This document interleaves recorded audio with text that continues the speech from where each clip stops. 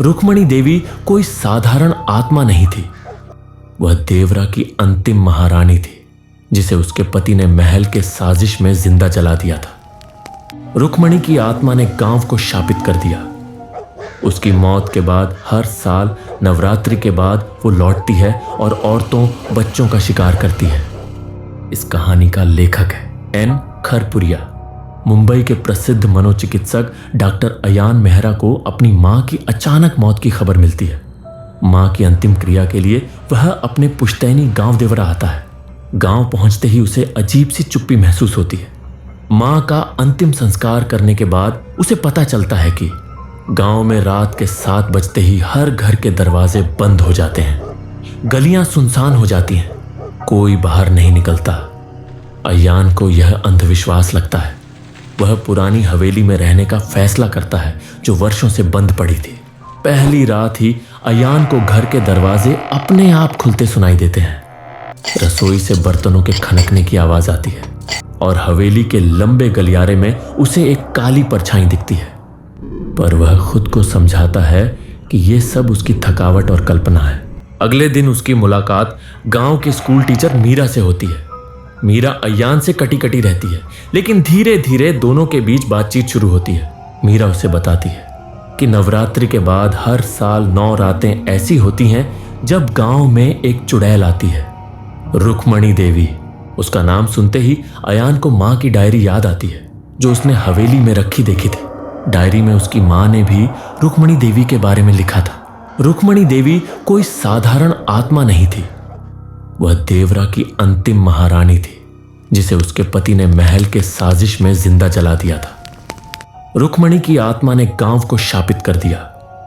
उसकी मौत के बाद हर साल नवरात्रि के बाद वो लौटती है और औरतों बच्चों का शिकार करती है। अयान को यह सब पचाना मुश्किल लगता है, लेकिन जब वह गांव के पुजारी, बूढ़े लोगों और गांव के पुराने रिकॉर्ड से सच्चाई जानता है तो हिल जाता है। रातों में हवेली की दीवारों पर खुद ब खुद बने खून के निशान, पानी में दिखती औरत की परछाई और मीरा पर हुआ आत्मा का हमला अयान को मजबूर करता है कि वह इस रहस्य की तह तक जाए। मीरा एक रात उसे अपने अतीत के बारे में बताती है। जब वह 8 साल की थी, उसकी बड़ी बहन सीमा एक रात गायब हो गई थी। वह पहली रात थी जब चुड़ैल आई थी और अपना पहला शिकार किया था। तब से अब भी तक 499 शिकार कर चुकी है हो, और मीरा का शिकार इसलिए करना चाहती है क्योंकि मीरा खुद रुक्मणी के वंश की आखिरी कड़ी है। उसके खून में वह लकीर है जिससे रुक्मणी जुड़ी हुई है। यह सुनकर अयान उसे तांत्रिक के पास लेकर जाता है। तांत्रिक बताते हैं कि मीरा की बलि देने से ही वह चुड़ैल मुक्त हो सकती है, या फिर और शक्तिशाली। अयान चुड़ैल की आत्मा से लड़ने का फैसला करता है। वह प्राचीन ग्रंथों और मंत्रों से एक आत्मा मुक्ति विधि तैयार करता है। आखिरी रात जब चुड़ैल मीरा को ले जाती है, अयान उसका पीछा करता है। एक पुरानी गुफा में दोनों का आमना सामना होता है। मंत्रों के प्रभाव से आत्मा कमजोर होती है, लेकिन अंत में चुड़ैल मीरा और अयान को बेहोश कर देती है। अगली सुबह गांव वालों को लगा कि मीरा और अयान को चुड़ैल ले गई, पर जब गांव वालों ने मीरा और अयान को बेहोशी की हालत में गुफा के बाहर पाया तो पूरा गांव एक बार फिर चैन की सांस लेने लगा। अयान ने बताया कि चुड़ैल की आत्मा शांत हो चुकी है। यह सुनकर गांव वाले बहुत खुश हुए। पहली बार नवरात्रि के बाद रात 7 बजे के बाद गांव में लोग खुले में निकले। मंदिर में घंटियां बजीं, दिए जलाए गए, लेकिन कुछ अजीब था। मीरा की आंखों में अब एक अजीब चमक थी। अयान ने देखा, उसकी आंखें कभी कभी हल्के नीले रंग में चमक जाती हैं। वह कुछ पल रुककर बातें करती है, जैसे कोई और उसके भीतर हो।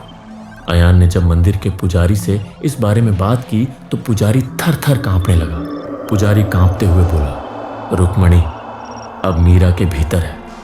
यह सुनकर अयान भी कांपने लगा। रुक्मणी अब मीरा के भीतर थी। मीरा अब रात को नींद में उठकर बातें करती। एक बार अयान ने देखा, मीरा आंगन में खड़ी है, चांद की ओर देखकर कुछ मंत्र बुदबुदा रही है। उसके पांव जमीन को नहीं छू रहे हैं। गांव में फिर से मौतें शुरू होती हैं। एक महिला कुएं में गिरकर मरी मिलती है। एक साधु का शरीर मंदिर में उल्टा लटका मिलता है। गांव के श्मशान में गांव के बच्चों और लोगों की लाशें मिलती है। अयान अब जान गया था यह खत्म नहीं हुआ। गुफा में रुक्मणी की आत्मा ने मीरा के शरीर को माध्यम बना लिया था। अयान को फिर से पुराने ग्रंथ का सहारा लेना पड़ा। ग्रंथ में लिखा था, जिस शरीर में आत्मा प्रवेश कर जाए उसे या तो जलाकर मुक्त करो या अंधकार में समर्पित करो। अयान के सामने दो विकल्प थे, मीरा को खत्म करना या खुद को रुक्मणी को सौंप देना।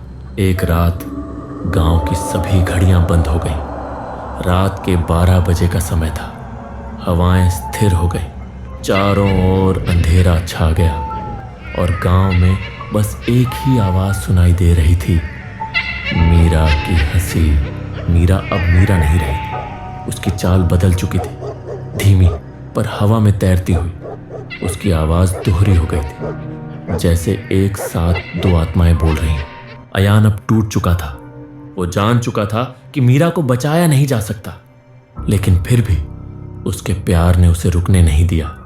वो पुराने ग्रंथ से अंतिम ग्रंथ खोलता है, जहां एक आखिरी उपाय लिखा था, अगर आत्मा शरीर में बस जाए और बलिदान अस्वीकार कर दे तो उसे उसी पीड़ा में लौटाओ जिससे वो जन्मी थी।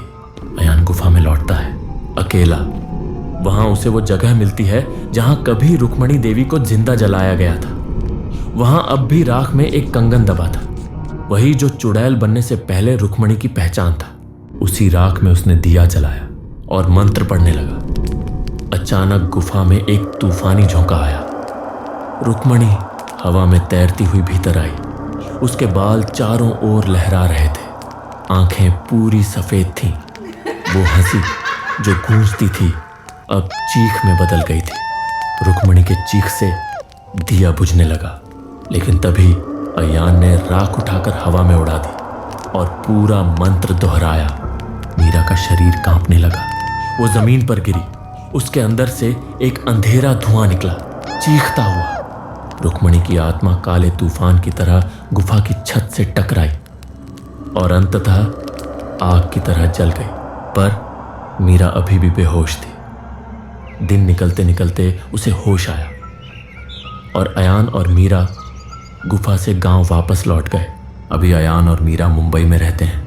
गांव के लोग बिना किसी डर के अभी 7 बजे के बाद गांव में घूमते हैं और अभी गांव वाले खुशी खुशी अपना जीवन बिता रहे हैं।